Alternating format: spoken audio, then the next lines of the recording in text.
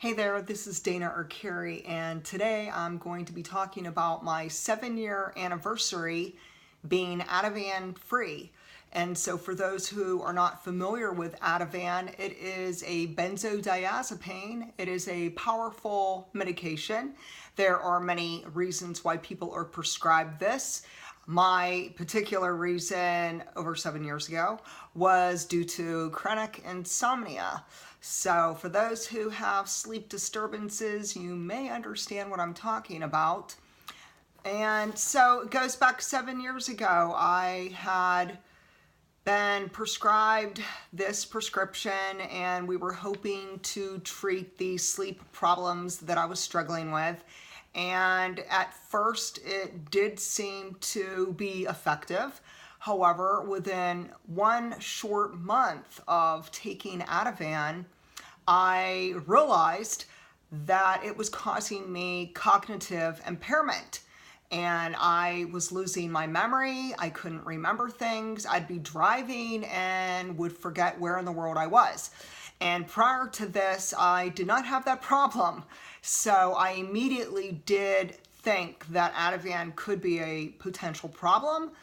I gave it some time. Altogether, I took this medication for 9 months, in which it became apparent to me that the struggle was a lot more than just a sleep problem, that I was having actually, it's called a paradoxical effect. And that means you may be taking it for sleep issues, but then it does the opposite. And instead of helping you to have sleep, instead it causes you worse symptoms of insomnia. So it was odd, the experience I've had. And for those of you who do take Ativan, Xanax, Klonopin, Valiums, I mean, there's so many different drugs under the benzodiazepine category.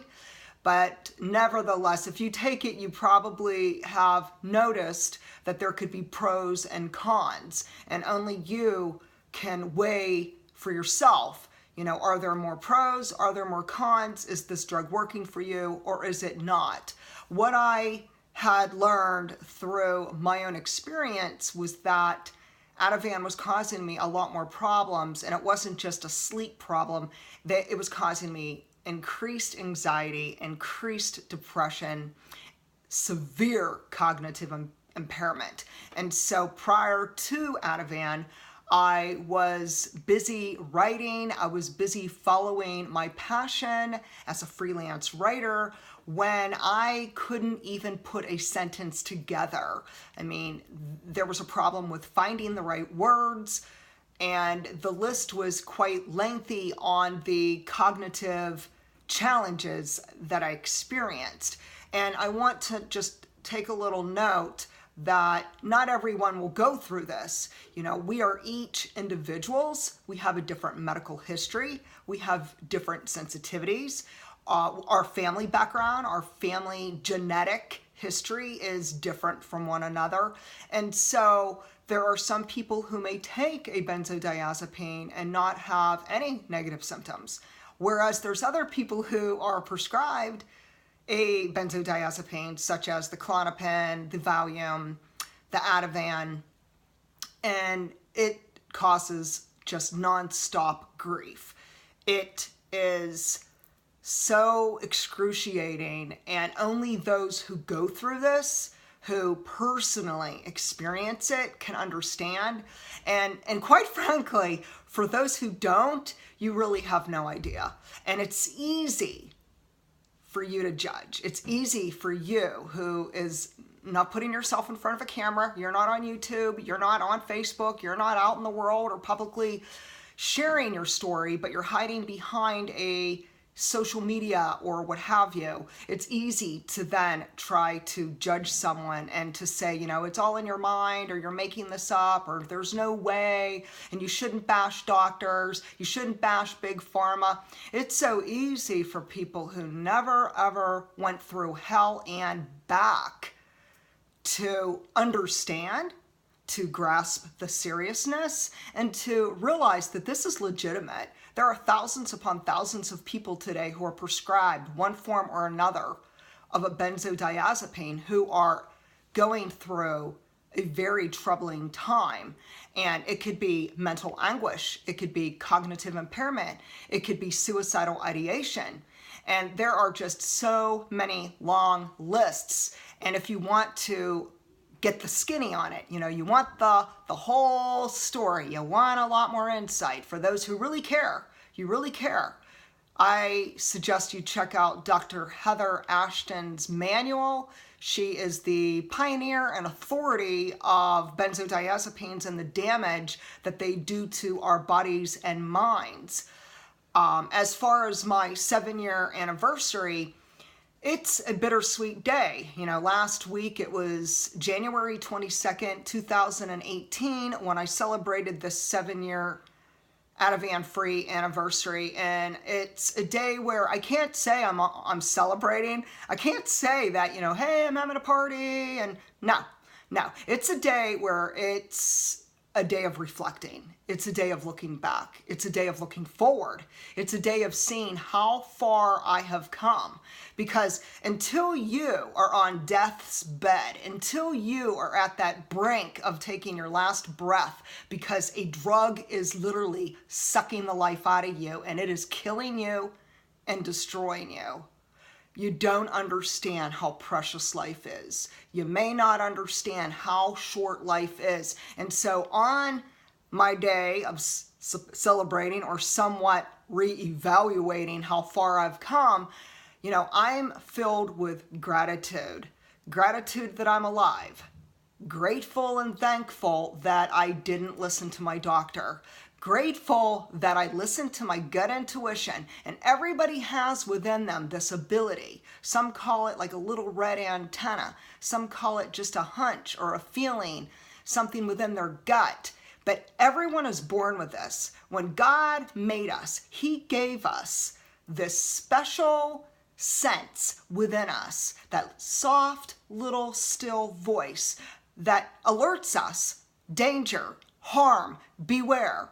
And so if someone is prescribed this medication and your red flags are flaring and your gut intuition saying something's wrong, I need to stop taking this, I need to ask my doctor questions, I need to get myself into the ER right away, listen to that still small voice. Follow your gut intuition. Here it's been 50 some years and I have never had my intuition fail me yet. It has never, ever failed me. It has steered me in the right direction. And I am just full of gratitude that I listened to that still soft voice, and that regardless that my doctor persistently told me to not stop taking Ativan, that I said, this is my body, this is my mind, this is my health, and I have to be proactive. I have to be the advocate. Nobody knows me better than me, just like nobody knows you better than you. And so if you have family or you have friends or you have medical professionals telling you what you should do, but yet within your spirit, within your gut intuition, you're struggling with it, you're wrestling with it, and there's a big alarm going off in your mind saying, no, this does not resonate within me. I feel this is not best for me. I would like to look into other options. Then you need to follow that. You need to honor yourself and do what's best for you. Because truly when it comes to improving our health, we can't be people pleasers and we can't be doctor pleasers either. And so I've learned in the past 7 and 8 years to advocate for myself, to kick the doctor to the curb. And for those who say, you shouldn't blame the doctor and you shouldn't blame Big Pharma, personally, between me and you right now, I'm going to call it for what it is. You didn't walk my journey. You were not in the hospital. You were not there for 9 months to watch me, to be with me, to understand me, to see what's happening with my central nervous system, with my neurotransmitters, with all the haphazard things that went wrong, that this drug just spiraled my life out of control. Until you walk in someone's shoes, really, you shouldn't judge because you have no comprehension of what they went through. And just like someone who's going through, say, cancer, well, I never experienced that. And so if I haven't experienced that, I'm not going to act like I know what they went through. I don't know what they went through. And the same goes for someone who went through wicked withdrawals with any medication. And it doesn't even have to be just a benzodiazepine. It could be any medication. If someone went through a bad time, don't tell them that they're crazy. Don't tell them that it's all in their mind. They know themselves. They know what's going on. And so today we need to stand together. We need to stop silencing people, and instead we need to empower people. We need to begin with ourselves right here. It begins with us. Number one, you have to listen to your gut intuition. Number two, you have to do what's best for you. Don't worry about other people. It's not their health. It's not their body. It's not their mind. It's not their future. And if you're a parent or if you're married, your loved ones need you. Your loved ones need you. And so even last week when I'm considering how far I've come, and I thought, I am so grateful that I'm alive, because I couldn't imagine not being around to see my kids graduate, to see my kids get married, to see my kids have their own children someday, or be with my husband and spend my life with him. And so there's so much that goes into this, and so much that's a part of my own wilderness journey, just walking in faith and taking one step in front of the other and deciding for myself 7 years ago, you know what? Conventional medicine failed me. My doctor failed me. Personally, I should have sued him, but it's over. It's done with. And you know what? My past doesn't dictate my future. My past doesn't dictate who I am, what I'm about, or what I'm capable of, because I'm blessed. I have a lot of wonderful gifts, and so do you. And we can't let these things that may have harmed us in our past, we can't let it prevent us from moving forward. And we have to understand that the more we know about the medications we take, when we become a conscious consumer and we educate ourselves about the medicines that we are prescribed before we put it inside our mouth, we actually can empower ourselves more so and equip ourselves better to increase our quality of life. And if I knew today, I need to take that back. If I knew back then, 7 years ago, what I know today about benzodiazepines and all psych drugs, I never would have agreed to take one of them. I never would have agreed to take any of them. But I look at the big picture. God's using me. He's using my story. He's using my wilderness journey. He's using my rock bottom to give other people hope. And so be it. So be it. If this is where he has me, then I'm going to walk in it, and I'm going to thank him and be happy that he has given me victory. I've regained my health. And where I used to be isn't where I am now. I've come a long, long way. And I'm going to end with an inspiring quote that I love, that resonates within me. It says, "Someone asked me once how I hold my head high.